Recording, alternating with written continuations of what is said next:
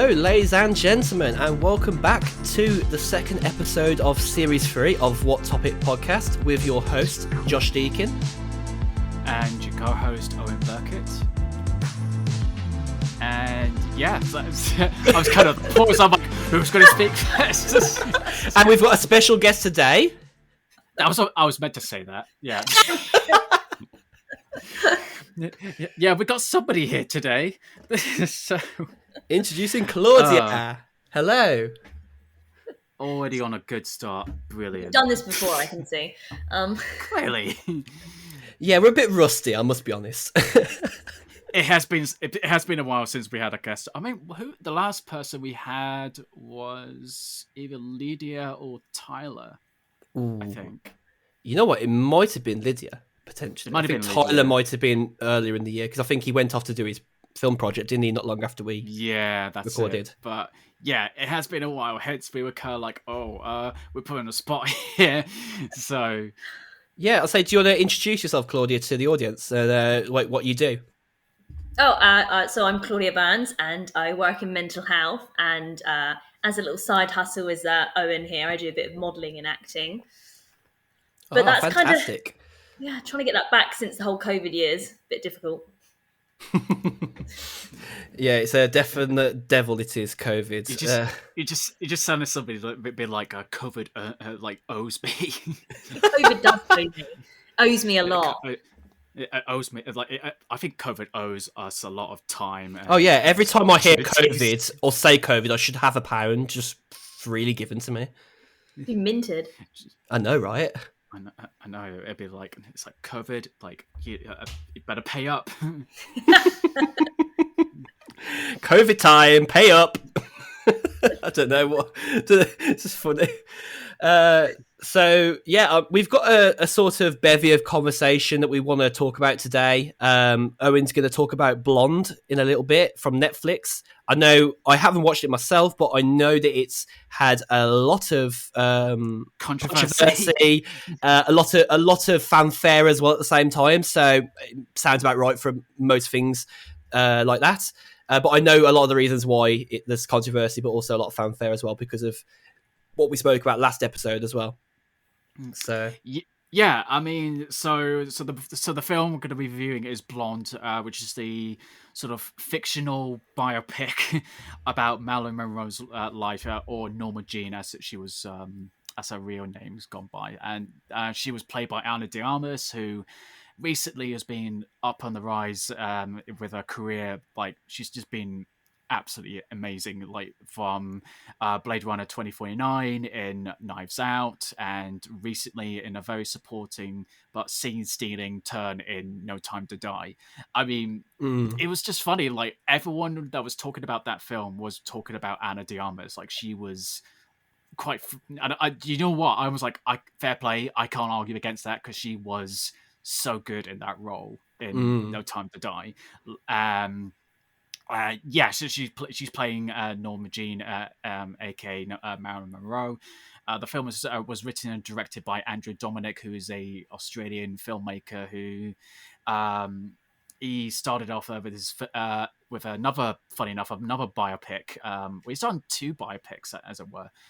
So he started with Chopper, which is an Australian crime sort of biopic about the known serial killer in Australia, named Chopper, who was played by Eric Bana. And at the time, funny enough, Eric Bana was a comedy actor. He wasn't a serious actor. So when Australians heard that he was going to play this role, everyone was like, "What? You're going to make this comedy actor play this particular person?" And the director was like, "Yeah. Like, what are you going to do about it?" So, and then I just recently watched it because I was like, this film is coming out soon. I've only seen two of his other films, which I'll mention shortly after. And then funny, the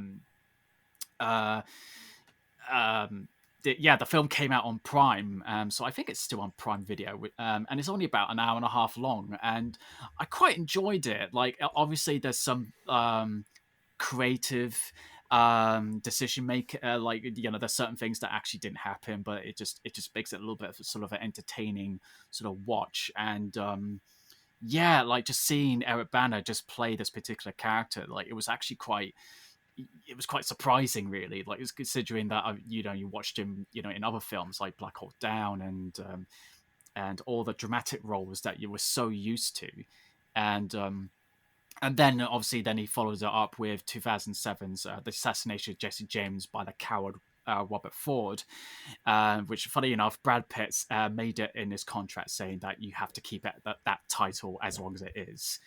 Um, and it's just simply one of my favorite films of all time. Like, I think the cinematography by Roger Deakins is just beautifully shot. The score by Nick Cave and Warren Ellis is great. And then he followed it up with another film with Brad Pitt. I was about to say Kogan's Trade, but it's actually called Killing Them Softly, which is based on a book that's called Kogan's Trade. I don't know why they had to change the title, but there we go. That I really enjoyed as well. And then he made a couple of documentaries of his friend Nick Cave. And then he makes this film, which they shot before COVID, and then they had to take a break, and then they resumed it, and they finished it filming last year. So we finally got it, and obviously we heard about the infamous NC-17 rating, which those of you who don't know, the NC-17 rating is like in the American rating system. So they have like G, PG, PG-13, R, and then you have NC-17 rating, which is known to be box office death, because any film that gets released theatrically with that rating is just, it's not bound to get any money back. So I guess it was right for Netflix to pick it up. Yes, as we did mention, it did receive a lot of controversy. It seems like critics and audiences are very much split. Some are, it's kind of like that Marmite sort of reaction, like you either like it or you hate it. And I am sort of in between, but leaning towards, not. I didn't hate it like a lot of people. I know people said I'm stopping my Netflix subscription, and because of the content and everything in it. So, to be honest, I've seen worse. Like with 365 days, like I thought that was a piece of shit. But but then I don't know. People's lines are obviously different to others. So, but no, I didn't hate this film. I think this was it was beautifully shot. It was shot digitally, but it was looked like it was shot on film, and there was scenes where they recreated scenes from Marilyn Monroe's films, like Some Like It Hot and Gentlemen Prefer Blondes, and it's so well done. The makeup they've done to transform Ana de Armas as Marilyn Monroe is just superb. I mean, the score by Nick Cave and Warren Ellis is great as well. Everyone else, Bobby Cannavale and Adrian Brody, they played the roles that are, as just, they looked the part. When I looked at Adrian Brody, he looks like Arthur Miller, which was the last, who was Marilyn Monroe's last husband before they divorced, and then she died at the age of 36. So basically what has caused a bit of controversy is just the fact that her life, this is based on a book which was already controversial anyways, but throughout the whole 2 hours and 45 minutes, it is very miserable.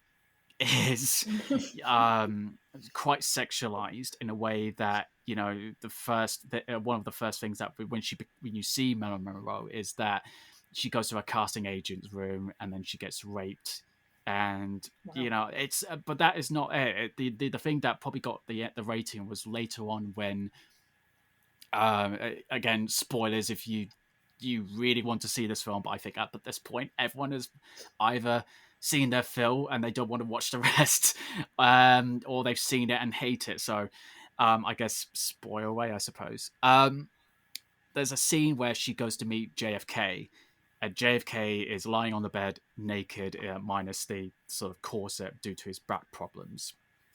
And there's a bit where he's watching, some on a television, and then basically makes her, give him a hand job, and he keeps going, oh, don't be shy, and then keeps going, and then actually, sort of pushes her head down further to basically her giving a blowjob, and there's a Oh my extreme God. and there's an extreme close up of her giving that said blowjob, and I'm just like, yeah, Outrageous.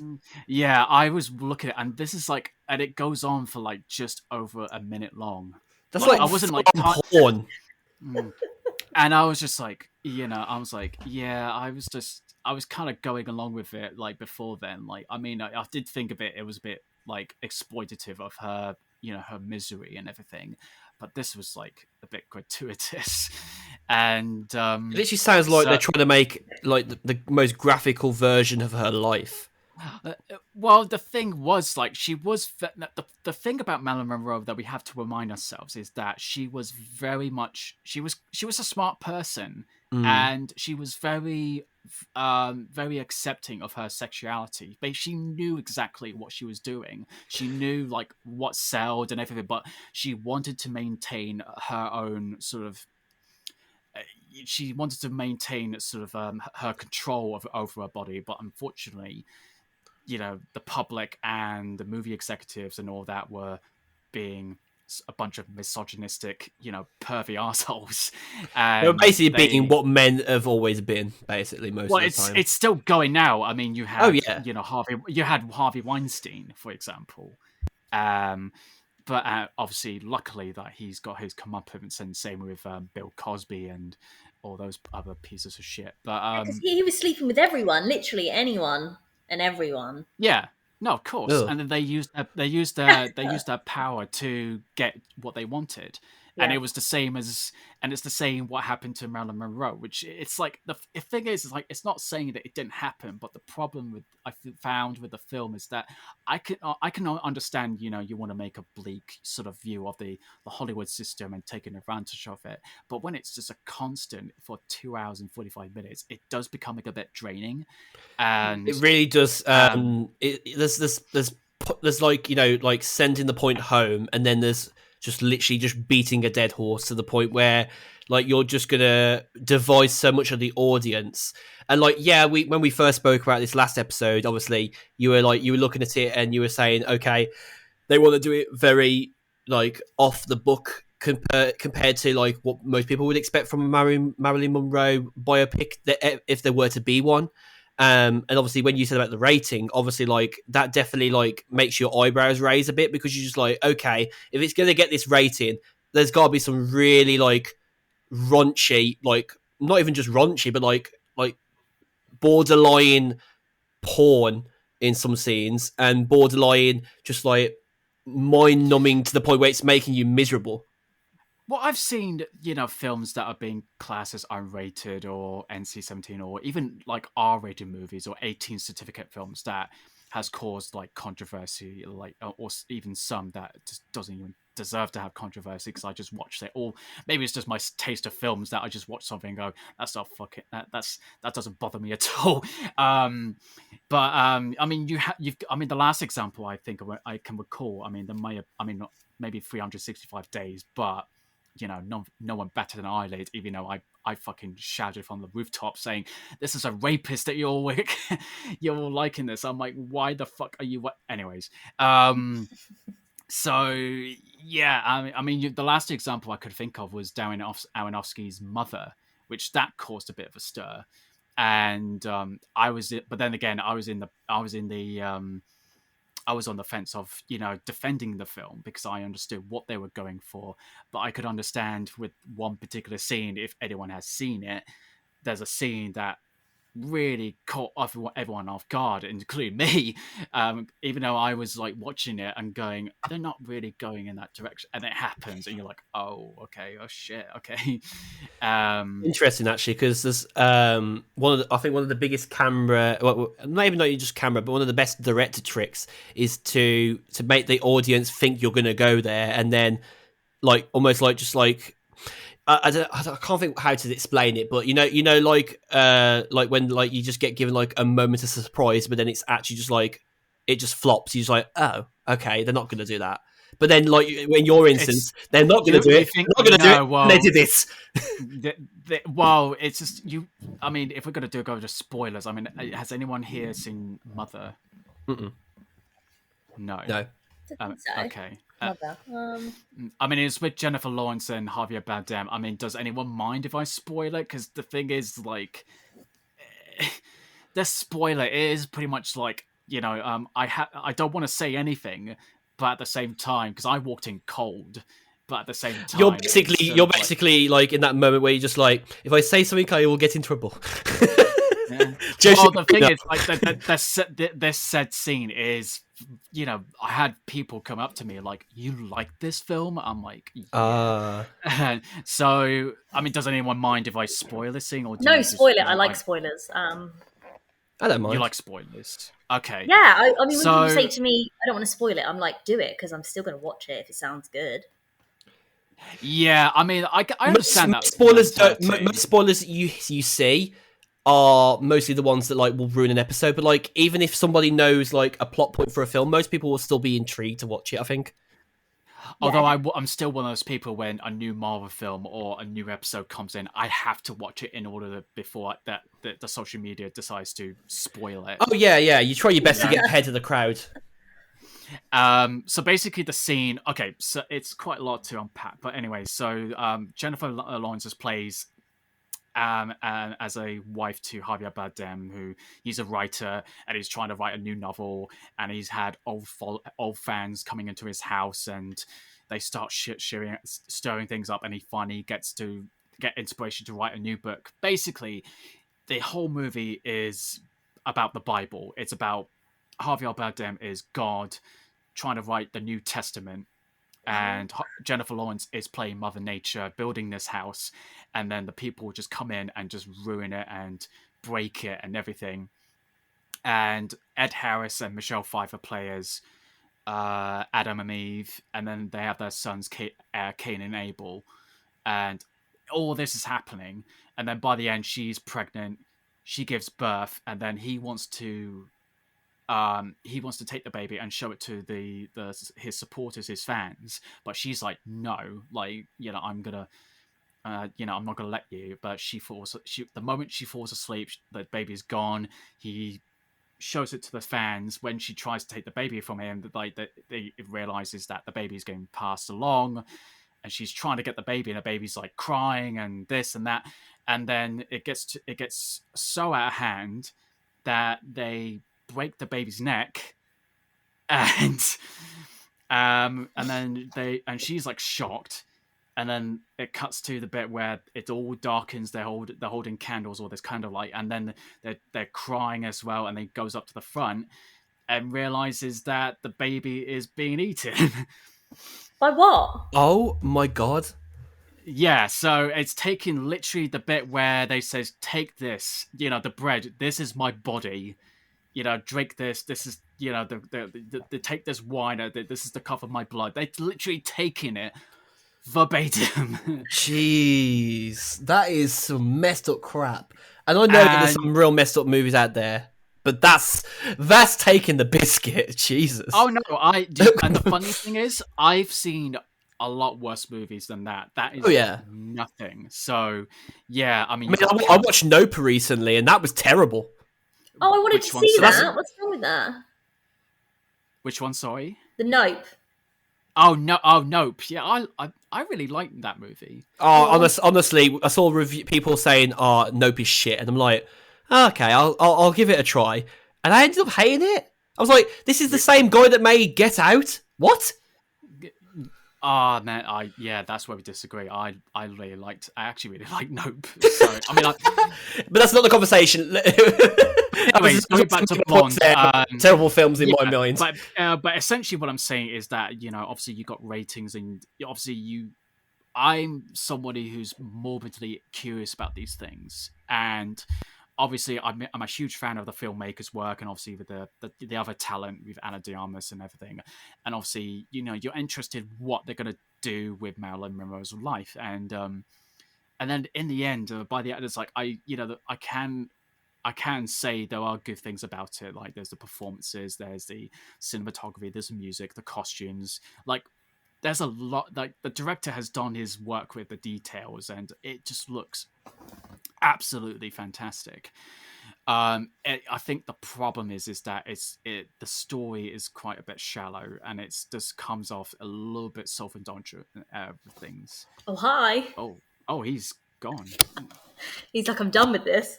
It's like, I'm done with this shit.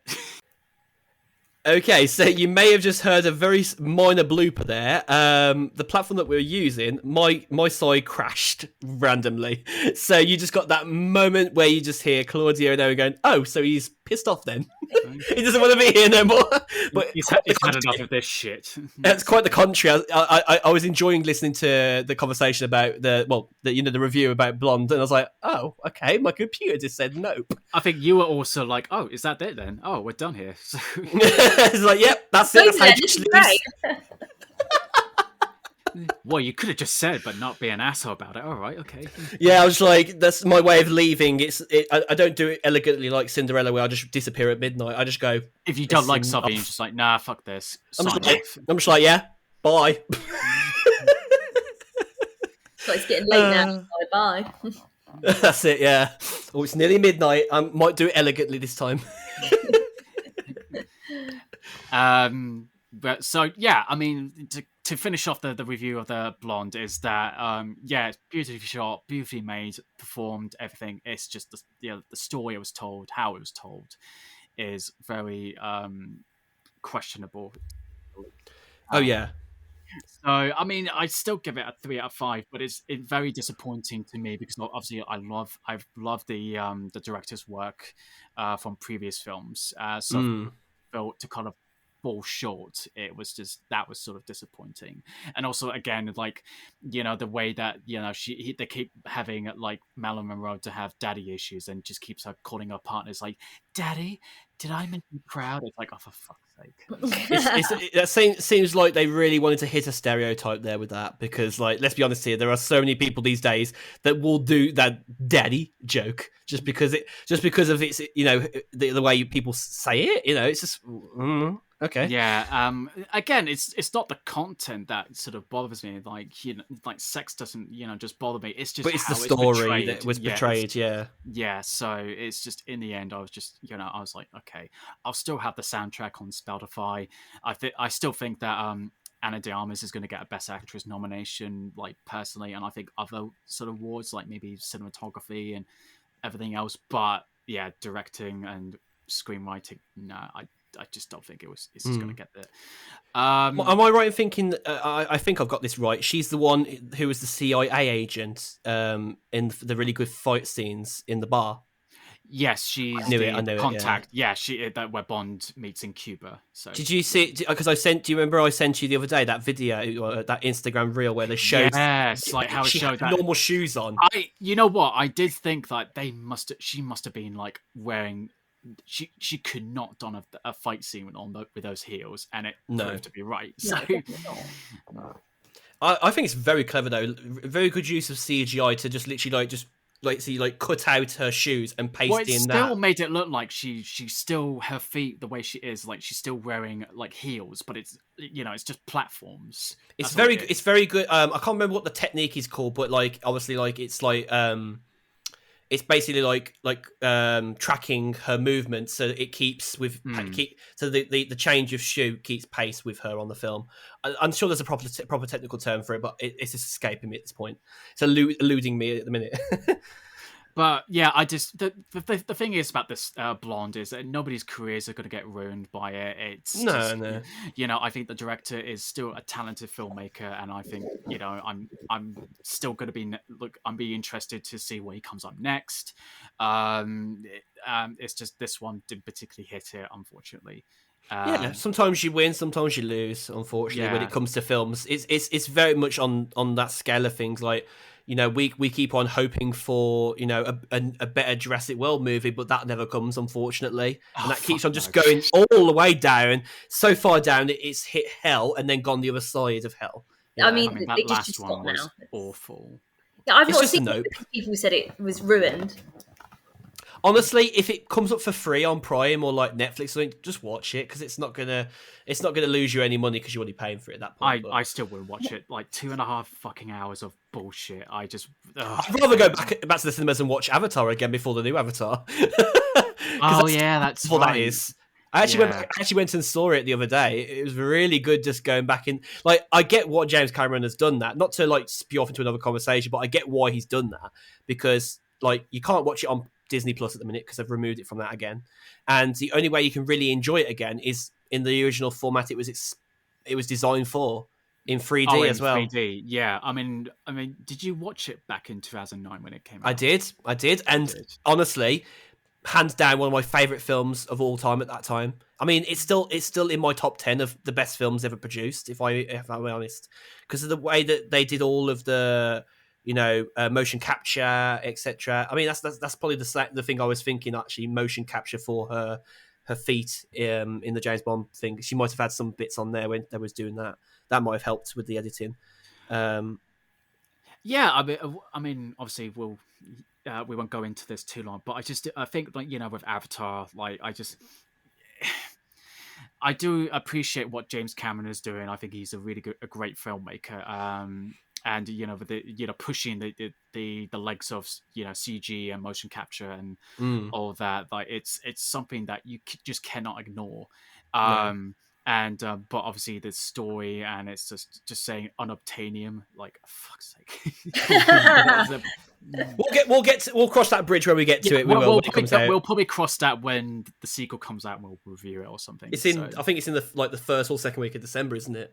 Around about the 10th or something. Coming, in 2 months' time. So I can't believe it's actually happening, to be honest. I mean, even Taj probably can't remember at this point that it's happening, or maybe he does from from Come Fly With Me. Do you remember? He's like, my favorite film of all time is Avatar 2. I know it hasn't come out yet, but I know it's going to be amazing, isn't it? I know that joke is going to be redundant now. So yeah. It still hits.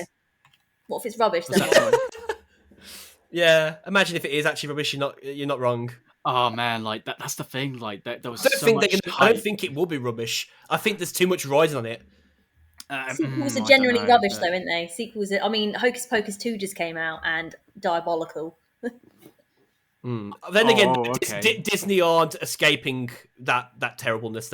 I never watched Hocus Pocus, even the original, and like I still wouldn't touch it with a baseball bat. Some people may find that sacrilegious, but there you go. So I mean, some people might slate me for it. They didn't think that the first one was going to be a massive hit, and then the first one was a massive hit. Well, the thing was, like, people just kept sharing all those fake posters on Facebook, and I had to keep telling people, like, nobody has announced anything about it. They, like, even the actors are like, we want to make a sequel.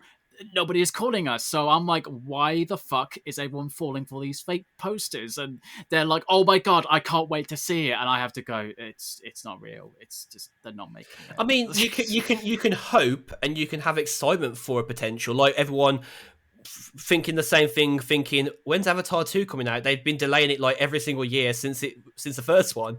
And now they're actually doing it. People are like, oh, Avatar 2 is actually coming out?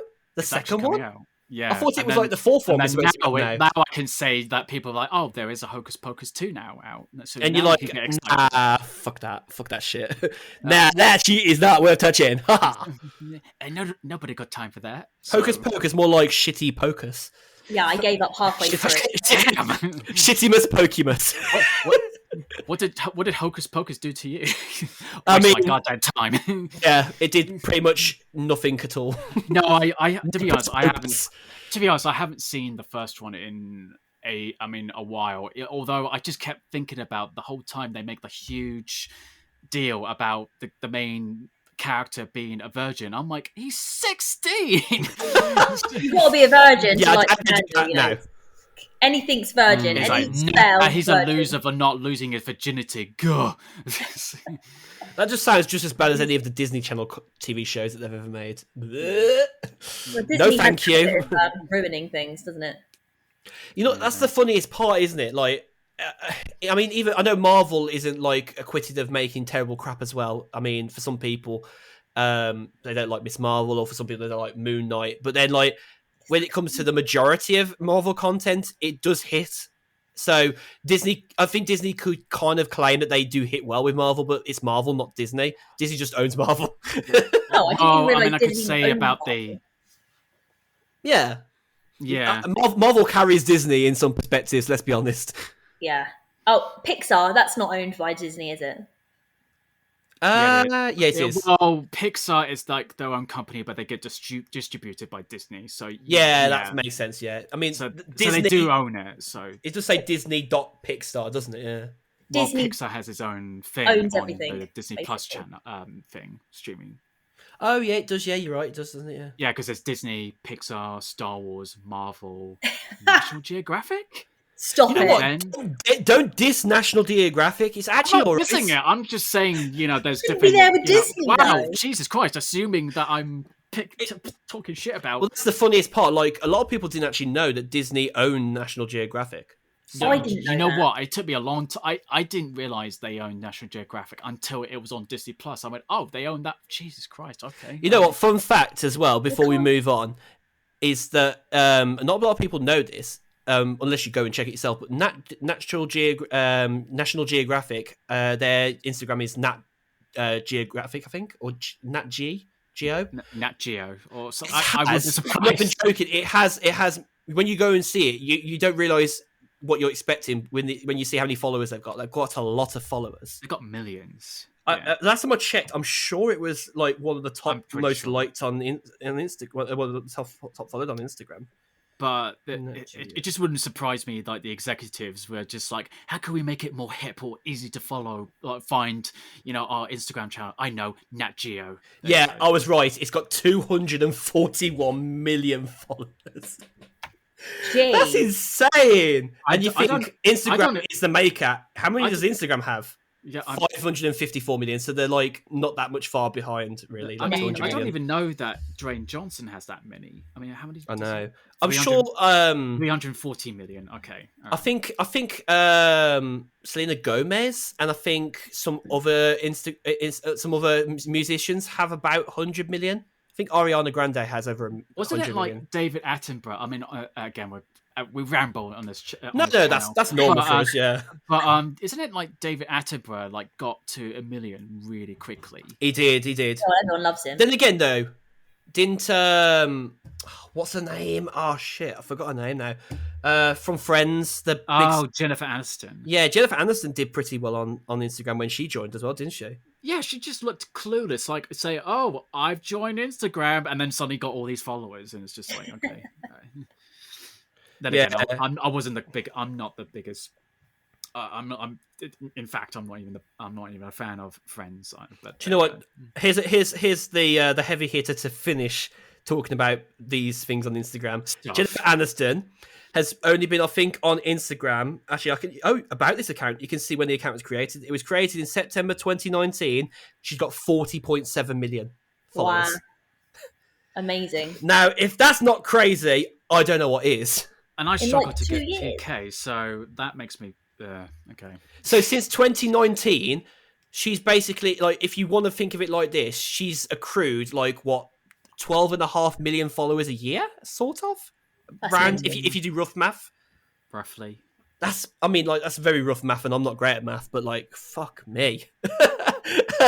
Imagine being Jennifer Aniston, like, oh yeah, I'm just gonna put something out to my 40 million followers. Oh, what's that? 40.7 million followers. She's waking up just for existing. So many followers each day. What's that each day? Oh, jeez. That's a hard one. That's got to be like it's got to be at least like 250,000 a day. Too many. Oh, imagine that your phone is too many. Not too many, but it's just a lot. That's just... David Attenborough has 5.8 million, by the way, as well. For those who wondered. Wow, that's not bad. That's pretty respectful for somebody who's in their is it 90s or not? He's in 90s. Shit, yeah, he is. 90s, yeah, so wow. We like. I mean, we were not really into the monarchy or anything like that, but we were like, we were worried about the Queen not being around anymore, and now we're probably like, okay, David Attenborough's next. Yep, David Attenborough's next. You know what? He's the one that everyone really cares about. Let's be honest. Oh yeah, like he's an absolute treasure. I might cry. To be honest. No, that's the thing. Like I don't think like there was a split divide with when the Queen died, I don't think there's going to be a divide when David Attenborough goes. No, I think nobody can really hate David Attenborough because he's a national treasure in his own right, not because he's just he's been there because of a monarchy or anything. He's just a national treasure because he's done. Ooh, had a voice crack then. Ooh, because of everything he's done. Like he's probably done more outdoor work as a what's he called? As a filmmaker than most people have. Yeah, he's done a lot for the environment and for animals. Yeah, definitely. Isn't he on the UN's climate change board? He's on. I think he's on a lot of boards talking about the environment that we need to do better, and it's just like various documentaries that he's got. There's like Blue Planet, Frozen Planet. Oh, that's good. If you want to test out a 4K TV with iPlayer, you're just gonna be there, just like your eyes are just gonna be pools of like just wow. You're like what? But that's the thing. It's just like he's done so much, and I think people remember more than his brother, Lord Richard Attenborough. Yeah, that was a shock when that was when he died, because a lot of people thought it was actually Attenborough that died. They thought that the brother. They probably said like Attenborough died. It's like it just makes it funny that he like Richard Attenborough was like, well, I hosted Jurassic Park, and David Attenborough was, well, I look after the world, so fuck you. Wasn't there somebody recently who maybe he can't die because he's done so well? Oh yeah. There was somebody that that died, I think about 2 or 3 months ago maybe. And like every time something came up on social media, people kept on going, oh, I had a heart attack thinking that they was dead. I think it was a woman. There was a lot going around. Like I can't remember who. I can't remember, but every time I think there was a year when a lot of people died at the age of 2016, 69, and I'm like, god damn, it's like some kind of orgy that heaven is trying to play up. I think I remember 2016 being one of those years where a lot of people passed in the first 3 months of the year. I think we had like Alan Rickman and David Bowie depart in the first 3 months of 2016. And then by the end of that year, we were like, okay, we need to like stop celebrities. Yeah, we need to rein it in a bit. And then it was like Carrie Fisher died, and then Debbie Reynolds died, and it's just like, fuck, man, like just stop it. It's just a mad one. I mean, it's a bit of a bad place to end that part of the conversation, and now go on to talk about mental health. But I mean, there's worse transitions, I guess. Speaking about our mental health, everyone's going to die. Yeah, that's Claudia's thesis on this. Everybody's going to die. Do you want to talk about it? No. Sorry, but it's my bleak take on the world. That's it, yeah, self-deprecation. I know I'm going to die, but I don't give a shit. Yeah. But I don't want to talk about it either. It's like, on social media, it's like, oh, I'm so upset. Oh, do you want to talk about it? No. I'm already just submitted. It's like yeah. No, the worst people that they don't tell you, and then they're just like, DM me, babe, and it's like, I don't want to DM you. Oh no. That not to take the mick out of people that did that, but that kind of stems from that time of Facebook as well, where people used to go, "Oh, like for a PM, like for a personal message, tell me, I want to know what you think of me." And I was one of those people that unfortunately was part of that generation, and I have to apologise for every generation after that found out about it. It was sort of like the same thing where, like, people would say to women or men or just people in general, or just be like, he's like, man, like people will be so lucky to have you, and I'm like, okay, can I have you? Oh no, bitch, I wasn't talking about me. So, oh man. So. Anyways, I mean, okay, so let's get a little bit more positivity on this side.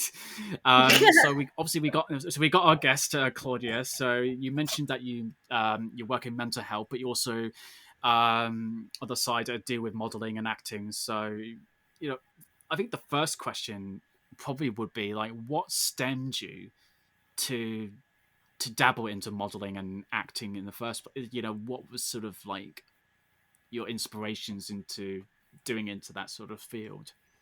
So I didn't ever want to do any modelling because I used to, believe it or not like my picture being taken. But the acting is something I fell in love in primary school.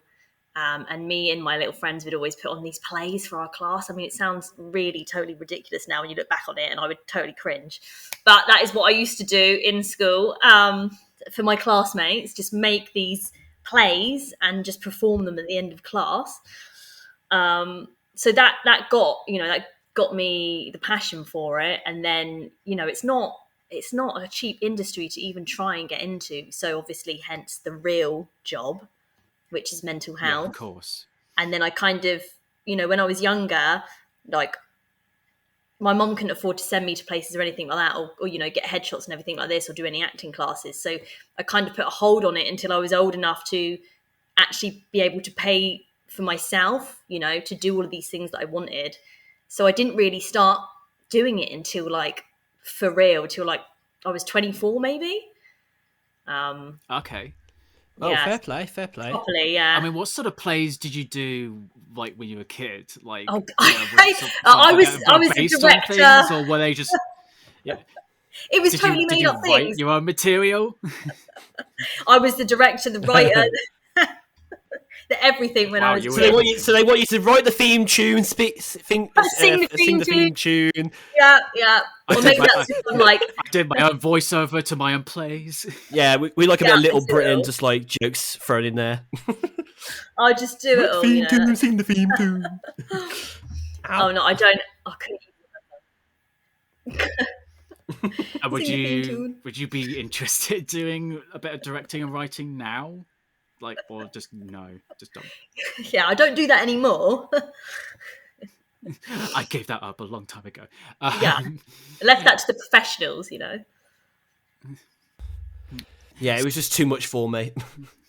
I had enough time and Yep, can't deal with that again. Don't want to go down that rabbit hole again. That's it. I'm on the open road to better days ahead. One can hope.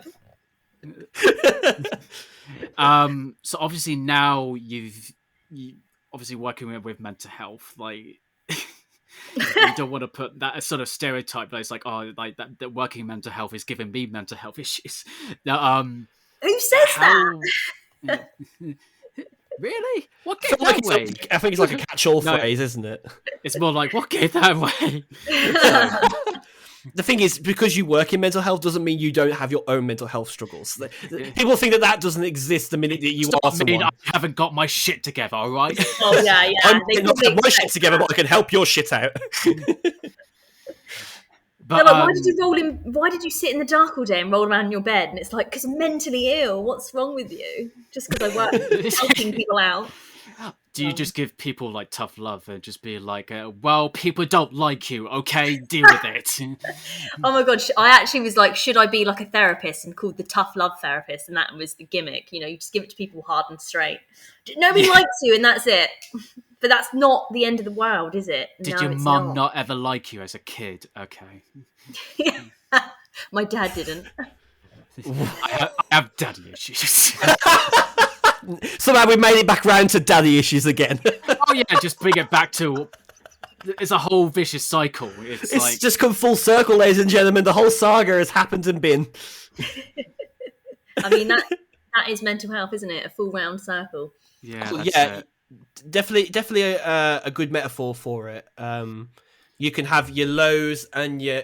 I just did high on the webcam to you guys. I meant the lows and the highs, and then you're back around to square one again. You knock yourself down, you build yourself up. It's like an eat, sleep, repeat kind of process, isn't it? Unfortunately. Definitely. Yeah. But on a serious note... Yes, definitely serious note. But yeah, so obviously you have to keep yourself afloat especially during all these times. And is that quite a bit of a challenge trying to go for your creative endeavors alongside of such a sort of a job that is it could be taxing, couldn't it? Especially in that field. Yeah, it can be quite tiresome. That's why you have to have some sort of level of fitness, because you're working long hours in both jobs, aren't you? In the mental health hospitals, and if you're on set or anything, you're around for hours stood there, So yeah, good physical fitness and patience, I think, is key in both of those sort of industries. It was easy to keep myself afloat post COVID. Is that no pre-COVID? Pre-COVID's before, yeah. So pre-COVID, obviously, because the money that you make from modelling shoots and TV work is obviously significantly higher than what you get paid in the NHS, unfortunately. So during COVID, I was kind of a little bit screwed, and there was no way I could balance myself just earning the wage from my mental health work, because everything else that I had that I just couldn't pay for anymore, because I didn't have the means to cover it anymore. And it was like constantly trying to keep my head above water, which slowly I think is getting easier, but still definitely not there yet. It seems like there's been such a long recovery process, which I mean isn't completely unheard of in the NHS anyway. Let's be frank.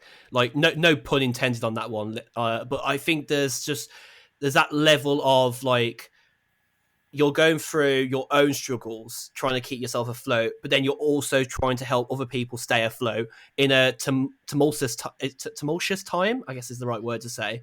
Yeah. Like that must have been like proper like hell, like because I know for a fact, because I've got a friend who works in mental health as well, in NHS I think as well, and basically like says you really have to be strong-willed because in some respects it's the same as being a therapist. You take on people's struggles day in day out, and you have to somehow be able to break that down and help them. But then you might have your own problems, even though you're strong-willed. Like everybody is going to have their problems, no matter what level of their health they're at.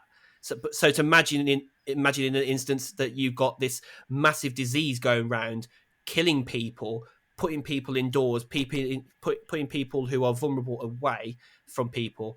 You have to really tap into this unknown, I guess, strength, right? I imagine. Yeah, I mean, it's definitely hard work, especially when you've been working with people for so long and you've seen them progress and really make positive changes in their lives. And then as soon as this COVID hits, they all regress because they can't understand why they're not allowed outside and their routine is completely messed up. So they start going back to where the stages when you first met them, and that's a really upsetting thing to deal with, because it's just not fair on them either, and how much more work they're going to have to put in now to get back to the sort of level that they were at. It's a little bit heartbreaking, to be honest. So, well, it seems like they were on a road of recovery, and then it's just like they're back to square one, and then there's only so much you could do to help them with that in terms of their mental health, and it feels like for me, I mean, my mental health just kind of suffered. From all of this, and it was just the fact that it went from going on to film and TV sets and interacting with people and be able to just meet up people, even just going out for a coffee or something like that, and then we couldn't even do that anymore, so we had to find other means and to adjust. And it's just like having Tyler and I had a couple sort of we would watch movies at the same time, but you drinking like games, like whenever a character does something, we have to take a drink and then this and that. So and it turned out it was really great. You kind of connected with people in other means. We had to get really creative with other ways, and thus obviously Josh is a photographer, and I don't know if Claudia you got involved with modeling. It's that they decided to take photos on people on their phones. Oh no, yeah. I hated it. Hated it. Oh, did you?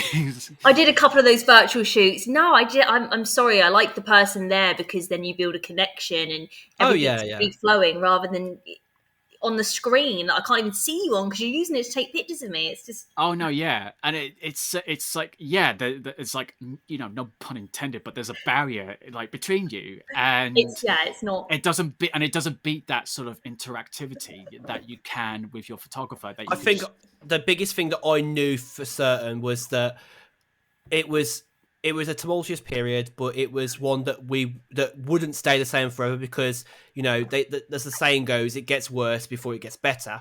I mean, yeah, we had a lot of that happen, unfortunately. We went into lockdown 3 times. The third time really broke me as a person. Like I must have broken down at least 5 times in 1 week in that same week that we got the announcement, because we just found out that we was all going to be in tier 4. And then we just found out, okay, they've just decided to just fly the handle and go, right, we're in lockdown 3. Okay. And I think I just remember just like hearing that announcement and just turning my TV off and just going to bed and just crying myself to sleep. No regret in saying that, because like I just knew that I needed it, because I think this is something that a lot of people agree on. A lot of people may have not known that they had mental health problems until the COVID pandemic. I think it tipped the scales for a lot of people. I'll be honest, I think it was a good thing that it did that for me, because I always used to pent up my problems. And even if I fix a lot of my problems, there'd still be like leftover debris, like, you know, like you're trying to get that last little crumb off the carpet. It's just there and it will never move away, like, or you just push it under somewhere else. It just felt like you would find excuses that, oh, it's just this, like it's got nothing to do with my mental health or whatever. Yeah, or you're having like doing hard as you can, or you're just having a bad day, yeah, that sort of thing. And I just think, you know, people realize, like, you know, that the government should have fucking realized is that they say, oh shit, yeah, like people, you know, have problems that you can't just solve by, you know, it's like, you know, maybe cut down on your energy consumption or get a better job. Fuck off. Sorry, I'm going. I'll be honest. The thing for me that tells me that I had such a struggle with my mental health is that when I look back to those 2 years, I can only ever really think of the times that we got back outside again. All of the indoor memories, like unless I look at photos, they're just like almost like behind a lock. Like I need to just find the key to re-unlock them. And when I do, I feel like I bring back that trauma of like, yeah, there were good times when you were like laughing with people on Zoom, playing funny games for like hours on end. But then you shut that laptop down and you just remember, I can't go outside. You remember that food was a problem at the time as well. People were getting loads of loo rolls. They were making jokes about it on social media. Like you couldn't get loo rolls anywhere. You couldn't get some foods. There was like a potential shortage of food.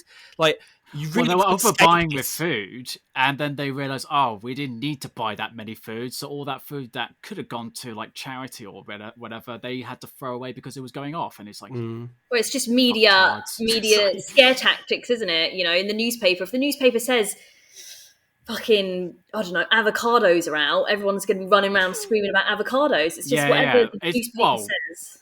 They go nuts. Had the whole thing with petrol. Yeah. They caused this problem in the first place when they said about that. It's just, don't say anything, you know? Don't panic. And it's like, what are the people going to do? They're going to panic. So it's like, I remember when the fuel was like, they were saying the fuel was going to be scarce. Like I just couldn't believe the amount of people that were going out and getting fuel. Like some people going out and they didn't even need fuel. Like, no. It just made me think I made a good decision not buying a car or learning to drive in recent memory. I mean, for context, I think I said it in the last episode, but I now commute to work on an e-scooter. Yeah, it's not legal yet. And boo-hoo to people out there that, you know, have an issue with that. I stay to the payments. I have a helmet. I have perspex glasses so I can still see without my eyes being chopped apart by the cold at the minute. And I have gloves. You know, I'm always attentive of my left and rights. Like, what's the problem with that? It's not legal, like everyone's riding around with an e-scooter, so it's not legal yet. It isn't technically. The legislation isn't there for it. Then how come there is these docks then? If they're saying it's illegal, yet everyone can get on an e-scooter. So to answer the question, they're part of a rental scheme that has been approved by the government. Okay. Yeah. So like. The police, I'll be honest though. Still not convinced. You might have some police officers listening to this podcast, you never know. But like 9 times out of 10, they don't really want to stop and get somebody's scooter and impound it, etc. Most of the time, they will only stop people that are on scooters if they are basically being a dickhead with them. Like I go past police officers very regularly on my route to work, and a lot of them will say like, oh, if they have the window open, they might look over and go, nice scooter or something like that. They're generally just like, if you're not causing me a problem, why do I need to stop? Which is true, really. It's not like a mobile phone problem, like in a car where they can see you're on the phone, you could cause a crash. If they see me being normal and relaxed and like basically using my cycle efficiency knowledge that I've had since I was like 6, like I know to look around me, I know to not cross over a road without looking first, green cross code, all that bull crap, If you do your due diligence, oh, I can hit, it just boggles my mind. Like, why would they even try and make it illegal in the first place? Like, you can go. I don't think it was illegal. I think it was because I think it was the technology behind it that it made it. It was like, because it's not like it's a motorized vehicle. That's the thing. It's not considered the same as like a bicycle, but it's not obviously up to the point, but like a moped or motorcycle, but it does fall into that sort of category where it's like it's in the mix of the two, and therefore there's no laws that sets for the e-scooters. So it's setting a precedent a bit, really, isn't it? That like the legislation needs to be put in place. Yeah, the problem is that the technology has gone. It superseded the law. It's superseded. So they just need to make the law into place that riding on an e-scooter is. It's just, I've been saying this to people because I've had, a few vaccinators. They talk about e-scooters in such a typical way, and I just say to them, like, stop stereotyping, like an item that is not doing anything. It's the person who's riding it. It's always the person with their tools. It's like Casey Neistat famously said. It's like, it's not about the tools. It's not about what you do with them. It's what they it's not how much they cost or something like that. It's what you do with them, right? Yeah. Like if you go around dicking about on the scooter and you crash and have an accident or you hurt somebody, it is completely your fault. You ain't gonna go, blame it on the scooter. The scooter will most likely be the party part that's not even included in that, because you're the one who's done it. It's like if you crash a car and go, I didn't crash into the car, into someone else's car. Well, you clearly did because you're at the wheel. That plausible. You can't do that. That plausible liability. That's the thing, isn't it? Like, deny everything. Plausible deniability. That's it. Yeah. I didn't crash a car. It didn't speed up as fast as it did. So. My foot just happened to just lean onto the accelerator a bit too hard. Sorry about that, officer.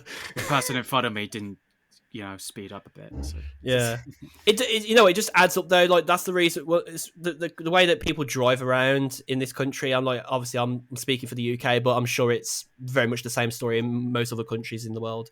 I'd rather wait to learn to drive and get an electric car. Like I want a Tesla when it's an adequate price.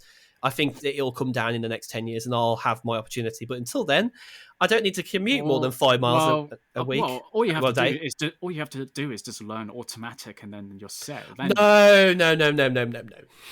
Automatic is a bad idea. What about let's try and bring back the horse and cart, because that would be fun. Environmentally friendly, and that's what we want to get to here. I'll get my electric scooter. I'll just carry a longer trailer behind me. Well, minus the methane from horse shit, but there you go.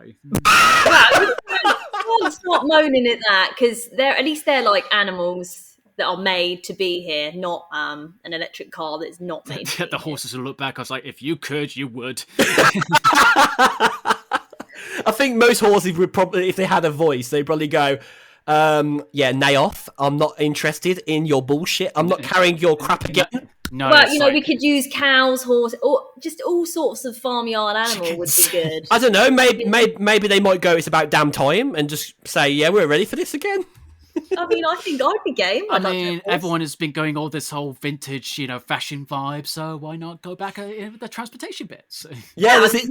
Just bring back the San Francisco style trams in all regions. No. Bring the automobiles that you have to wind. Yes, I need to wind this. So we might as well. He's like, sorry, honey, I just need to go to this. I just need to wind up the vehicle so we can go to the family meal. Yeah, what's that? What is that still using though? Is that just strength, arm power, or is that using any form of coal? That's a good point. I mean, how does that work? I just had, if I could do anything, I just maybe it was electric. No, you could still have it electric, so you just have to wind it up. Every I'd just be there like, can you just wind the car up for an hour, dear? Yes. God, the amount of jokes would be like, "Oh, you're winding me up." Oh, do you know what would be really funny? I'd love it if you could, like, like on GTA, how you could have like a custom horn. You could be like do do do do do do do do. I'd have the wind. I'd have it go chitty chitty bang bang do do do do do. I mean, you can customize your horn in a Tesla, so it's you can, it's not far off. So there you go. Sorted. I might have to do that with my Tesla. I might have to get to do the the Apprentice one that they have on GTA. It's like do do do do do do do do do. Oh no! Do do do do do. No, why do that? Could just have the count does like do do do do do do. Yeah, that's it. Yeah, countdown. Or just just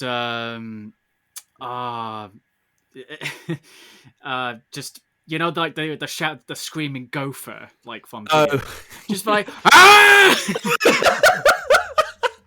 So for those just tuning in, we're talking about different car horns for an old vehicle that you can wind up. Welcome to What Topic Podcast, where we just talk shit. I apologise for listeners' ears for listening to this shit. So. We would like to formally apologise on behalf of me and Owen. We just rambled on from Claudia's life from going for 2 fucking car horns. There you go. Yeah, that's a mega weird journey, isn't it? It's literally like a Shrek film, isn't it? It's just like, what the fuck is going on every 5 minutes? Well, in my mind, I just go, there is a connection because it goes from this to this, and then this, and then this, and people are like, That's a very like far. But no, so going. I'm trying to stay on track here. No, so obviously now we've been through this hurdle, and obviously we're still recovering from the pandemic. It's like, are you still having to kind of adjust to what you want to do with modeling and acting, or is it still like there's still a bit of a way to go? It's well, money wise, I would say there's probably a way to go to get back to where I was. It's definitely a lot better because obviously now we can go out and do shoots and stuff. So now I'm starting to get that money back in. And then productions that were on hold are starting to move again. So that's good. So it's getting back to, but it's slowly. And I feel like they're just chucking in more roadblocks, aren't they? They're like chucking in, there's going to be no fuel, and chucking in, you can't heat your house, and chucking in, the price is going to cost £1 million if you turn the heater on. It's just, I feel like they're just chucking things in endlessly to try and stop us from ever getting back to normal. It sounds like do you remember Russell Howard said before, he says you might have to like put your nan on the Barbie or eat her or something, like to stay alive. Just do with cannibalism. Which one do you do? Cannibalism. During the whole of COVID, they were saying, get your vaccination or you're going to kill grandma. And now they're like, well, we're going to kill grandma because we're going to push we're not going to put on heating. We're not going to let you heat your house, so grandma will die now anyway. It's just like, you can either feed your grandma or you can use grandma to heat your house. I mean, what you could say is that when you were taking her food, or you could do both. Feed your food and then use grandma is the food.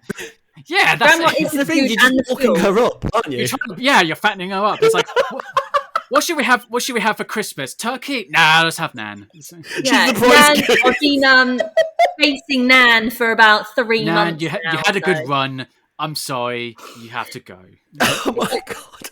Nan, they told us to keep you alive during COVID, just so after COVID we got to eat you to survive. So I mean, we have to eat you, but we're warming you up by putting you in the fire. But then with your heat, you're warming us up. So it's everyone gets everything in everything. So. Yeah, it's just like it's just like you got to that point now where you've been naturally selected. You didn't die from COVID, so unfortunately now you're gonna have to die for another cause instead. I survived the Spanish flu and COVID. Now I have to try to survive this shit. Fuck. And now eat me for shreds. I know. I bet they love it. What time to be alive? They probably don't care right now. They just be like, "I'll just burn me anyways. I was on my way anyways." I mean, if you hear the people that they interview when like Boris Johnson was leaving, he's like, "Oh, that fucker is gone now." I mean, like, burn that person. Just be like, just be like the witch trials. Just be like, "Oh, we drown them. If they don't drown, they'll burn them." So that's it. If they don't burn, we'll suffocate them. That's it. Wow, this welcome to What Topic podcast, where we suggest ways to kill your nan. This is not It's us. funny actually. This is the government suggesting ways. Don't pin it on us. Yeah, it's made us to come into that conclusion. If Liz Truss came out tomorrow and said, "You know what? We've generated enough people saying boo now." When the Greenpeace people came to our conference, we could use the people going boo as a way of generating energy, like someone riding a bike. Just get enough people to go boo. I mean, it's the season of spookiness now, isn't it? You can go boo. Just like how the claps what's not even that provided money. Yes, it's thing, isn't it? Plenty of claps. Yeah, well, it's not even that. It's like, Guy Fawkes Night is coming out, so instead of using fire, just use the protesters to burn them. So there you go. And throw your nan on there for good measure as well.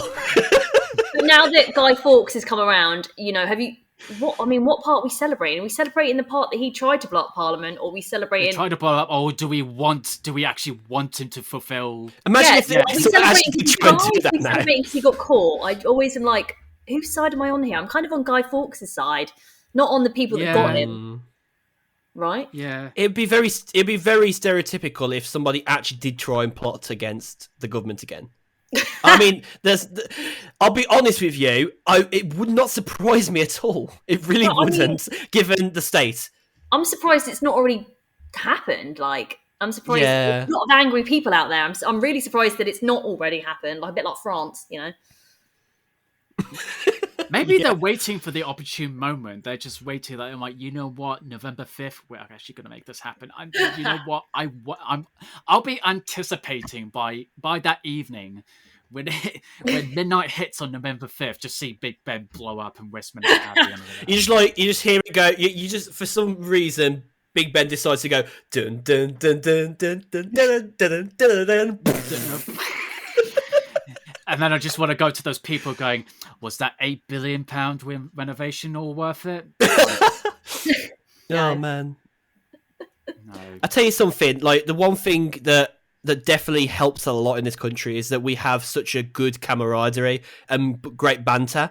I think if we didn't have that, I think we'd probably be like, I hope people don't hate me for saying this, but like, I feel like when you look at another country that could probably do with a bit more banter is probably France. I feel like France always looks a bit miserable in places.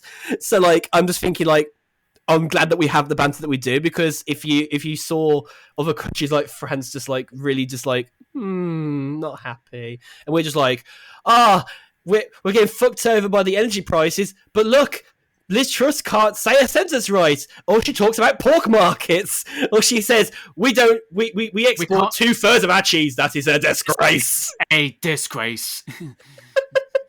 Oh, man. The thing is, we do that anyways. Like, we just kind of go, well, the whole world is going to shit. But let's have a laugh about it.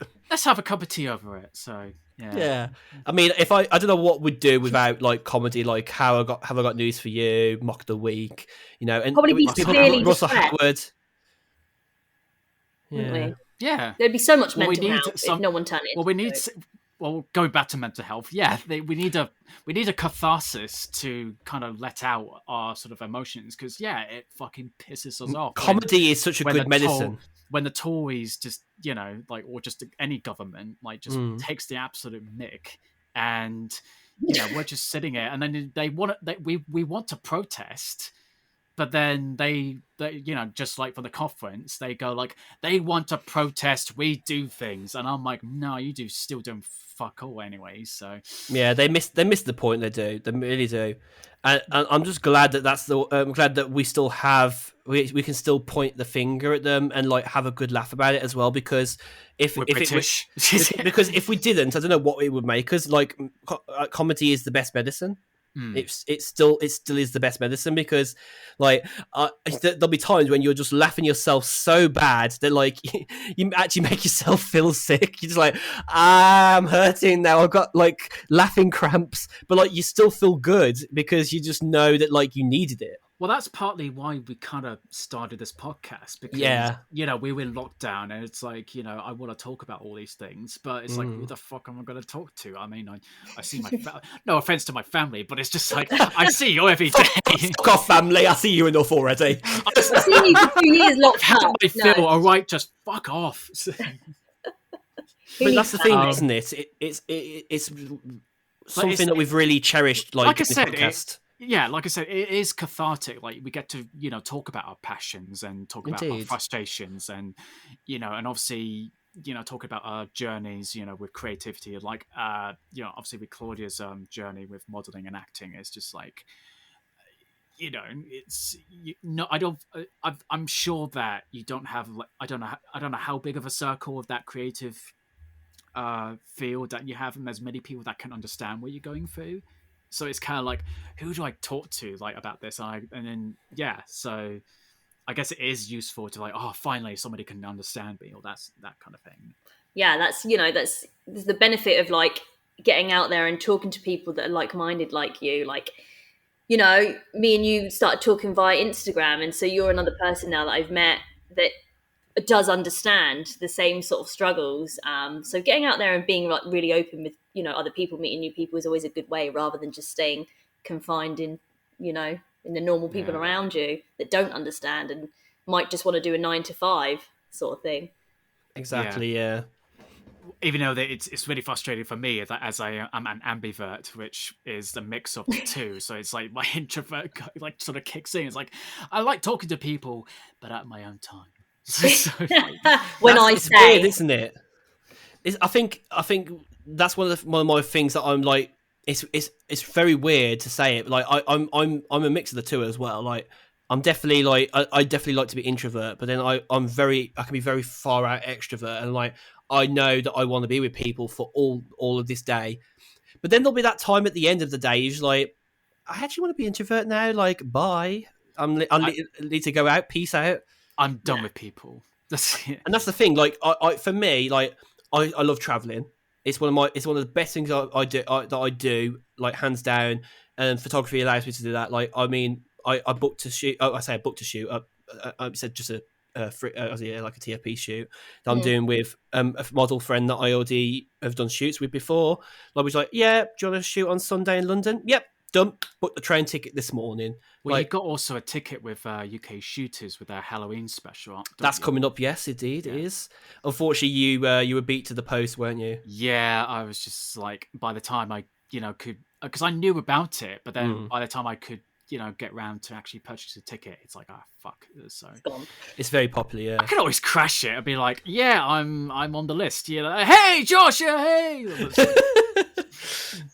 I'll tell you what though, just like being able to just like do the last minute things for me, like I really love, because I like to be very spontaneous. Like I probably am the least spontaneous when it comes to choosing a TV show or a movie. When I'm sat down, like if I'm already watching something, then I'll continue to try and watch it. I won't start many new things. So like I'm very like in my own ways. Like I have never watched anything from Lord of the Rings ever, and like one of the guys at work I work with, he's just like, you should probably like watch this new series. Like it's really good. Like if you're watching House of Dragon, this is better than that. I'm like, well, I don't really know that because I've never watched Lord of the Rings, so I can't speak for him. He's like, I'm sure George R.R. Martin was inspired by Lord of the Rings. Let's be honest here, he probably was. A lot of the majority of fantasy, stories and all that, owe the Lord of the Rings, or just J.R.R. Tolkien in general. Yeah. How have you not seen any Lord of the Rings? You haven't? No. I'm asking, how has he not? Like, I've seen them a billion times. Oh, right. The long and short of it is, when I was younger, you had like your core TV, like your core film series, right? Like you had your Lord of the Rings, you had your Star Wars, and you had your Harry Potter. I decided I was only going to do one of the three. I did Harry Potter. They all started very, very much around the same time. Like a lot of the bigger stuff that were coming out. I mean, Star Wars obviously was before Lord of the Rings anyway, but technically, the Lord of the Rings was before anything because it was written in the 50s. Oh yeah, but like I'm on about the films. I mean, I'm just being a smartass. That's because I know we let you have your cake and eat it. It's all right. But no, I loved magic when I was a kid. So like Harry Potter was my jam. So I wasn't really that buzzed about Lord of the Rings. Like I'm not saying I won't ever watch any of them. I won't say I won't watch anything of Star Wars. I've watched Rogue One. I mean, it's probably the worst one to watch according to most people, but yeah, actually, no, it's not. I'd say not nowadays, but I'd say Episode 2, Attack of the Clones, is still the worst one. But that's the long and short of it, yeah. But like, I was a Harry Potter. I was a Potterhead. You know, I mean, I like Potter, but then obviously recently with J.K. Rowling, I'm like, I don't touch that. The regrettableness. I feel like you limited yourself, and you didn't need to limit yourself. You're like, why did you do that to yourself? Well, that's the thing. Now that I look upon that, I'm like, I can't be unhappy to the situation because of the fact that like when you're younger, you've only got so much brain spat. You got so much like brain capacity. You just like I focus on one thing or another thing. And Harry Potter was a very kid orientated series to watch. Like I didn't look at Star Wars and Lord of the Rings and think, whoa, like these are very like for me at this time. Like maybe if I joined the series is a bit later on, like if I was born like in like the 1998 or 99, like my brother was in 98. No, I was born in 95. Yeah. So like I was basically one of the last generations to really kind of like join like the early days of a lot of these series. Like, and I mean, Harry Potter started in the early 2000s anyway. So, well, I mean, obviously with Star Wars, that obviously started in the late 70s, and then, but then everyone lost their shit with The Phantom Menace came out, and then people tried to defend it, and they realized that it's a bad movie and whatnot. That was whole can of worms. And then it was like that's a whole thing, and obviously I joined in the Lord of the Rings bandwagon when that came out in 2001, and that kind of blew my mind. And I mean, The Hobbit was a mixed bag. But yeah, I mean, I'm enjoying the new series, the Lord of the Rings series. I still haven't got around to House of Dragon. I'll probably watch it when the whole series is out. And I think it's funny because in a sort of way that like people who did watch Game of Thrones and are now watching House of Dragon, but they favour Lord of the Rings more this time. I mean, not to ruin it or anything, but you might have seen the unfortunate news about another dark episode happened again, where you couldn't hardly see much unless you had a 4K OLED display. I have heard about that one, so I was like, oh god, not another one. Okay. I mean, it was not as bad as the Long Night.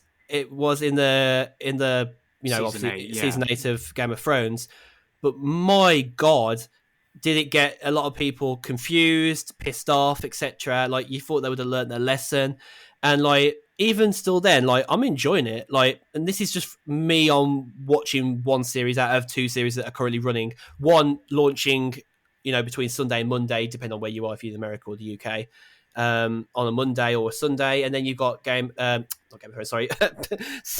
of the Rings on a Friday. Like, I know I'll probably start watching it once the whole series has been out. And I feel like the only reason that I wouldn't have watched it now is because I've already got a few things I'm already watching. So, like, again, my capacity of like what I watch, I don't want to overload myself. Yeah, there's a lot going on. I'm also watching She-Hulk. Yeah, She-Hulk is actually really good. I'm enjoying it. Yeah, I'm enjoying that. And then it's so sassy. It's brilliant. I was just turned off by the name. Was it She-Hulk Attorney at Law? I was like, no, thank you. That's it. Gives me the ick a little bit. Honestly, I thought the same thing. I thought, okay, is this going to be like a sort of like a cross between Nicki Minaj and all these other rappers, Legally Blonde? Is it going to be like tone deaf? And I mean, I started the first episode, and I was like, okay, this is actually really fun. This is actually good, and I love like, not to ruin it for anybody, but I love how she talks to the audience in clips as well, in like parts of the show. Like in the latest episode, I'm not going to ruin it because obviously I don't want to spoil it for you, Claudia, if you've not watched it and you might decide to watch it. It's or anyone who's listening, obviously, but it's actually like like the way that they've done it, they're like, oh, this thing has happened, this thing has happened, and we're still here, kind of thing. It's like it's almost like she's like self-deprecating of the fact that the episode is got to a point, and you're like, oh, what's going on? Why are we still here? Well, she's always been, aware of, that she's in a comic book, and then, It's very self-awareness. Yeah, it's great. Is it Like what she they did call this it, breaking before the fourth Deadpool wall or did it. something? Yeah, breaking the TV fourth shows wall. and that. it's very well done. It's not done in a very cheesy way as well. No, I'm enjoying it. Yeah, no, it's It feels like a bit of a sitcom drama in a sort of way, doesn't it?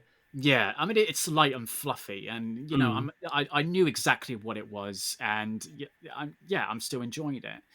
And then you also got Star Wars Andor that I've been watching. That has actually been really surprisingly good. It's still got the Star Wars aesthetics, but it's the way they treated it is that it's like, okay, apparently the filmmakers were like, okay, forget about you're making a Star Wars film or a Star Wars TV series. We just want to tell all these characters that were established in the Star Wars canon, but it's just so happened to be in the Star Wars universe. So, and I've been really enjoying that. So that's like 12 episodes. So I think they're on episode 5, I think.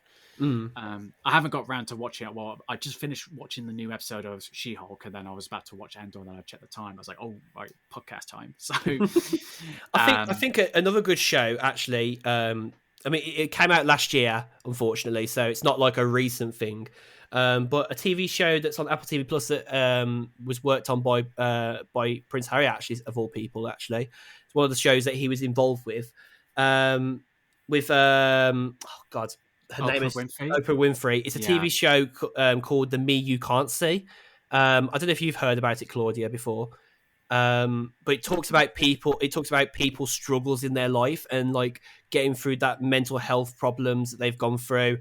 Essentially, like something explaining what's happened to them in a way that like people can understand, almost like a thought stream. It's a very good idea for a TV show. It's a few episodes long. I think it's like 5 or 6. They like talk about different parts in different people's journeys. But a lot of the first episode is just introducing certain people. Some people come back. It's a great idea. I mean, Harry talks about his time with Meghan in the spotlight, like the point that like he was really concerned that like Meghan might take her life in the same way that in the same sort of light that like her mom got herself killed. With all the media, etc. Like it was going to be another Diana situation, and it was horrifying. Like just hearing him talk about it, like it definitely evoked a lot of deep thoughts about my own mental health. And I think it's a show that I think everybody should see. I mean, it's on Apple TV Plus, so obviously $4.99 a month if you want subscription on top another of it. streaming service. Honestly, I'd say I wouldn't knock Apple TV Plus if I'm honest. A lot of people were expecting it to flop, but they've got a really good set of TV shows on. They got Ted Lasso on there. You got a C with Jason Momoa. Ted Lasso is so good. And then I mean, there's also Jason Severance. Momoa. Severance is so good. Severance is amazing on there. Like that's such a great idea for a TV show. But no, like in terms of mental health, like Oprah Winfrey has done some other stuff on there as well. And I know there's a lot of other stuff that's coming out from Harry and Meghan. I think Meghan does a podcast on Spotify at the minute as well to do with mental health and other things. So it's I mean, that's one for you, Claudia, to take a look at potentially. Yeah, sounds good. Thank you. I'll say just on the same sort of vein. Is there any sort of like TV shows or like movies or podcasts or like books that you would recommend for people who are still like I guess coming off the back of the COVID pandemic with their mental health and they maybe just need a little extra pickup?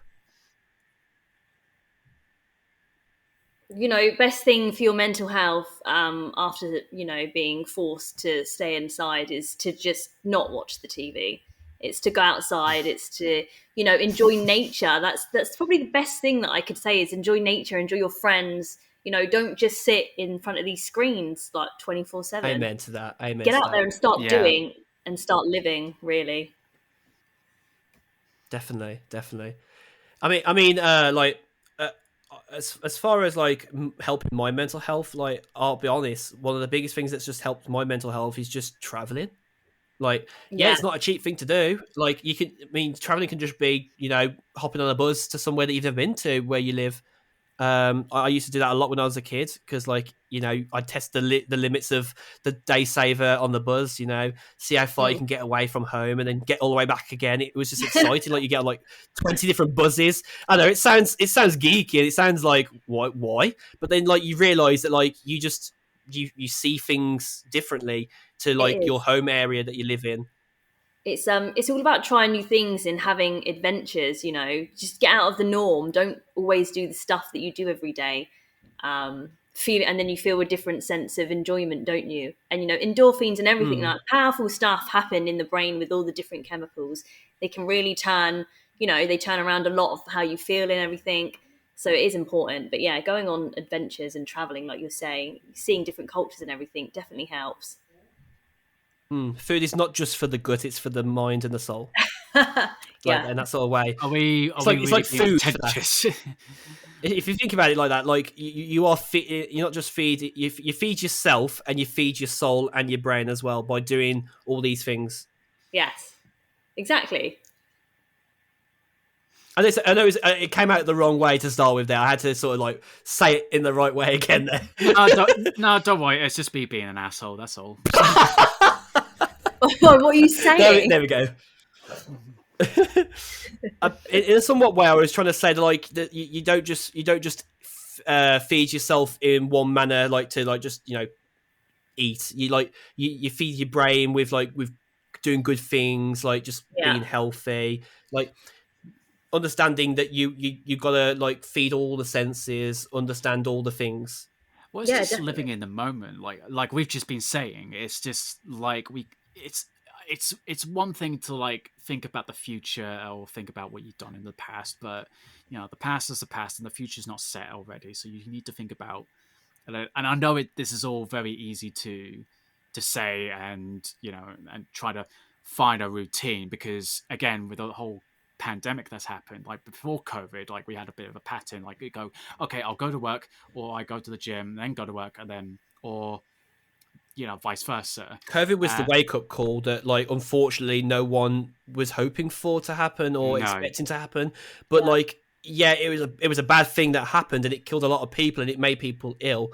But it also kind of made a big shift in the world. It did, that was probably for the best. It was like Mother Nature coming through and just going, right, we need to sort shit out.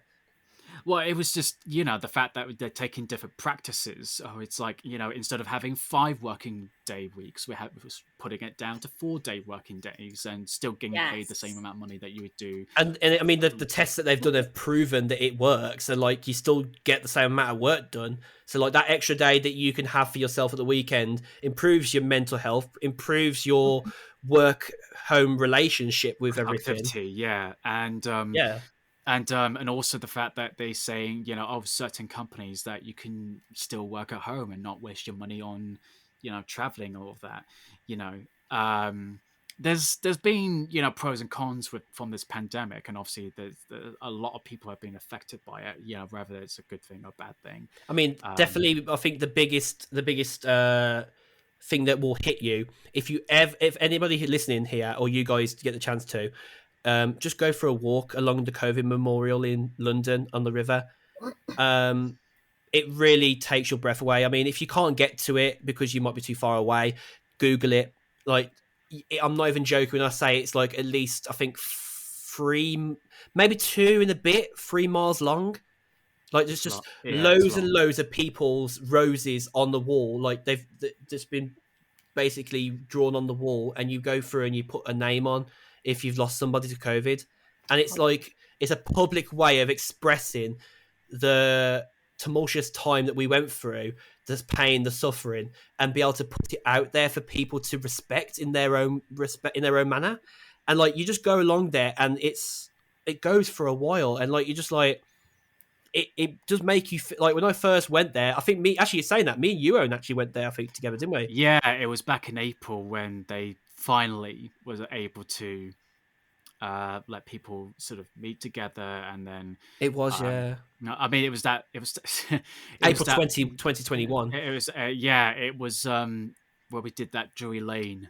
sort of Yeah. Oh, that was a cracking time. That was. And they was like, my hair was ridiculously long, even though I quite like my hair like long. So I don't know, I might bring it back. So it's like, oh, I want to get rid of it. Actually, I want it back now. It was definitely an interesting experience. The wall was like definitely like it really did put sort of perspective of like how many people got affected by this whole thing, and it just makes me pissed off with those people that are COVID deniers or just didn't care about other people and this and that, and it's just like, fuck you. It doesn't mean it happened to you in the same way as it happened to other people. So and it's funny because it's not. I guess that's a coined phrase, but like it's in a somewhat manner. It's mad that there are people out there that haven't felt like they haven't had anything bad happen to them for the way that they've been, like the way they've said things. Like obviously, I don't wish anything bad on somebody, but you feel like words should have actions, like should have a merit at their own merits. Like not saying that somebody should have like a mad accident happen or they should get COVID or something like that. But people don't. Essentially, people say things and they get away with it. So I'm just thinking like for those who are just talking shit and they just go, I wish karma bite you in the ass and fucking die. I think that like people should have their comeuppance, but like not in a grave way, obviously. No, you just want them to be more aware and just be more, considerate. You just look at some of the people that was doing articles. I think the Metro did a few articles of people that was like, oh, there was a COVID denier, they didn't get vaccines, and then they were basically on their deathbed going, I wish I had the vaccine now, can you give it me? And the doctors are like, no, we can't give it, it's too late. Well, I think now I'm gone to that point where I should continue supporting about the vaccines, but I've just gone to the point like by this point I'm like I've done all my bit. If you don't want it, whatever. So yeah, it's a sad reality, isn't it? That there are people. Because the thing is, it's a hard line because you have to respect like patient's choice to have it or not. Oh yeah, and because I have actually turned people away that they just were not comfortable have the vaccine. I wasn't comfortable giving it to them. I'm like, you're giving me mixed signals. I'm like, and the thing is, their arm where they're going to have it will react badly to it, won't it? If they're not relaxed for it. Yeah, that's why we tell them like to kind of relax. It's like it's just various things that happen with the vaccine that is not related to the vaccine. It's just them. The body reacting to it. It's just a whole minefield. Did I tell you I had when I had the last time I had to have one? Should I say? I tensed by accident. I did, and oh my god, it just intensified that dead arm feeling so much more. It literally felt like I was like somebody had literally like turned my arm into concrete. It was so painful. But hey, it is an accident. You don't do it on purpose. The guy was just like, right, here we go, and I'm like, what? And it's already in before you even can react to it. Yeah, no, for the amount of, for the amount of times I've been a prick to people that I had to get pricked. So a prick to get pricked. That's a saying. Pricks get pricks. So yeah, but it's just with these times like and also the other thing is that my thing is like I enjoy watching films and analyzing them because I think they're just they can be works of art and it could be subjective and all these things, and yes, I do like, I also like meeting up people, traveling and whatnot, but I also enjoy other forms and but also I think the main thing is like for me, and also I think Claudia can attest to this, is that what is wrong with entertaining people? It's just I just say to people, I'm like, what is wrong with using our talents to, like, it takes a fucking lot of talent to like be able to act or direct something or take a photo or this and that, and it's just like and when people say like, oh, these actors, like they're not this and that, and I'm like, fuck you, dude. like do you want to go on stage and do this shit? And I'm like, no, then shut the fuck up. So, I tell you what, there are so many people that like have problems with like certain comedians out there, and like when it boils down to it, they just don't like them, and it's not a case that they like have such a hate to them. They're just not interested in their kind of comedy. Like I know there are a lot of people that are very against like Frankie Boyle because of how controversial he is, or Jimmy Carr, you know, and like, yeah, whatever, that's fine. But like, I enjoy their comedy. I love their darkness of their humor. Like, I obviously there's a definite threshold that they do push the line with a lot of the time. Jimmy Carr does it a lot. Let's be honest. Yeah, Frankie Boyle does it a lot. And Oh he does yeah, shit. and do you know what? It still cracks me up. I mean, even oh god, what's his name? Afterlife. Ricky Gervais. Ricky Gervais. He's so self-deprecating as well. Like, you have to look at that scene from Afterlife where he throws the glass. Was it the glass bottle or plastic bottle or something at the guy's car? No, when isn't he's it going past? a cactus or something because he doesn't. Cactus, yeah, that's it was a plant, and he goes, I do "Don't like forget to Ricky. water that, cunt."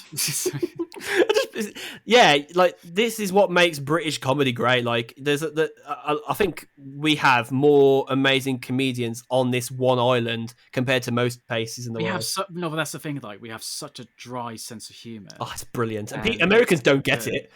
No, they don't. I remember doing it when I was living over there, and they just look at me going, "Are you joking? Or are you serious?" And I'm like, "I'm joking." Jesus Christ. Yeah, it's that little detrimental pause where it makes people scream and squirm. You're like, ah. But lucky enough, like, you know, shows like Fleabag and Fleabag. all those sorts of shows, like, they're so good, and I'm so glad that it translated well over there. And I just love Phoebe Waller-Bridge. I just think she's such a huge talent. And It's funny, isn't it? It's like some shows just didn't make it over there. Like Fawlty Towers. What did they do to make Fawlty Towers work over there? They literally got rid of the main character. You got rid of Fawlty. What? It can't be Fawlty Towers. We like Fawlty.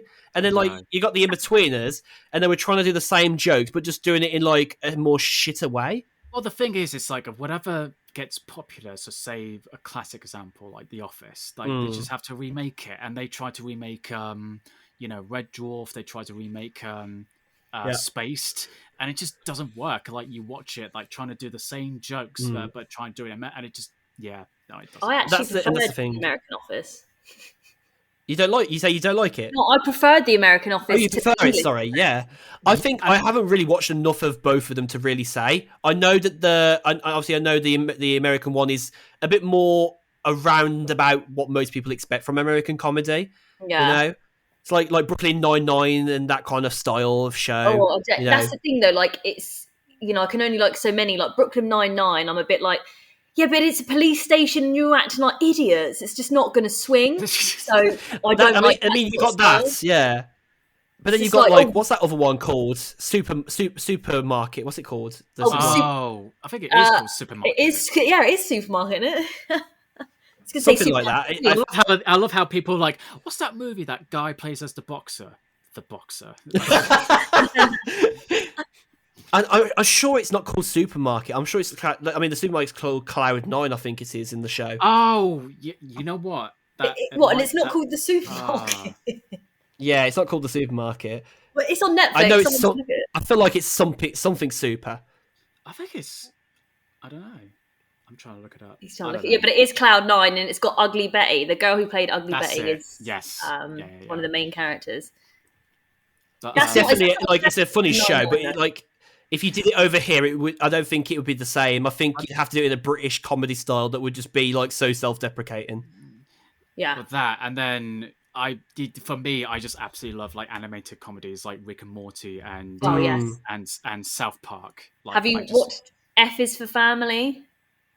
No, I don't think you so. should watch that. Is that for Family Guy's one? Is that sorry? Right. No, Family Guy, and then F is for Family is on Netflix. It's like Rick and Morty. Yeah. Oh, F is for Family. Superstore. That's what the show's called. There you go. Well done. Yeah. So we're close enough. So yeah. Although a lot of people say that that style of show reminds you of like a show called Community as well, right?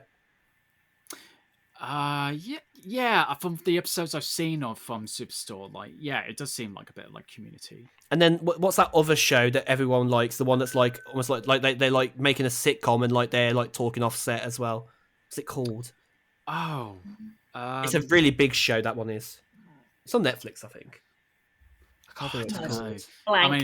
I mean, for some reason, it just makes me think about Extras, but it's not Extras. So. Yeah, there is definitely a TV show that basically like it's they they're doing a show, but they're like doing like interviews with each other off camera, and it's like, oh, okay. I've never really got into it. I can't remember what the show's called though. Yeah. That is a conversation though. Indeed, like the difference between UK comedy and US comedy. Like the US really want to be able to play up the audience laugh machine as much as possible, whereas the UK wants to play the awkward silence. Well, that's the thing about us, is that we play on like the awkward moments, or like people getting into trouble or this and that. Whereas Americans, like, they just like go, yeah, see, this is funny, isn't it? And it's like, yeah, okay, that's it, isn't it? You know what? The funniest one is actually a good example of British humour. Americans would probably find it funny, but they probably wouldn't find it as funny as the way that we do it. Have you seen that video of that seagull like planning his attack to take the guy's Greg sausage roll? No. Oh, it's incredible. If I remember to send it, I'll send it. But this seagull is basically on top of one of those, like at the end of your drive, you got like one of those like kind of tall tower kind of like box, but with a triangle top on top of it. I can't remember what they're called. Like basically, I guess it's just a tall wall, basically. Like, and it was off of the side of a property on the high street. This guy is walking with his phone in his hand, with his sausage roll in the other hand. He's talking to his girlfriend, and this seagull's there at the top, like going, I see a sausage roll. Let's do it now. And he jumps, he literally just flutes down, grabs the sausage roll out of his hand, and he's there going, trying to take it in his mouth, like literally like eating it whole. And everyone's just like from the outside, like sitting down, recording it, going, He's got it. It's like British humour. It's brilliant. That's British humour. It's also the British humour trying to see this drunken guy trying to jump from one. It was like a video of like it went from one pub to the other pub on the other side, but it was obviously in between a sort of river or. I've seen this. And everyone's like, oh. So that's our humor. It's like we just see like eyes, and then when people just about missed a train, we just go, oh yeah, is he gonna make it? Are we gonna laugh? Like, is it? Yeah, it's so that's how we do it. A bunch of assholes. Yeah, that's the British for you. A bunch of assholes. Basically, British humor is better than American. Yeah. Yeah, but when it comes to The Office, Claudia is with the Americans. No. Yeah, I am. But she's like, with exception. So. Yeah, with the exception. There's an exception. That's it. It's funny, like, I mean, what makes you sway over to The Office American version over the British version? Like, what's the turnover for you? I think it's because in the American one they focus kind of a little bit on all the. I know there's like main characters, and then they've got all the other little characters, but they go. You find out more about the other characters' lives and stuff like that. And I mean, Dwight and Jim, just love them.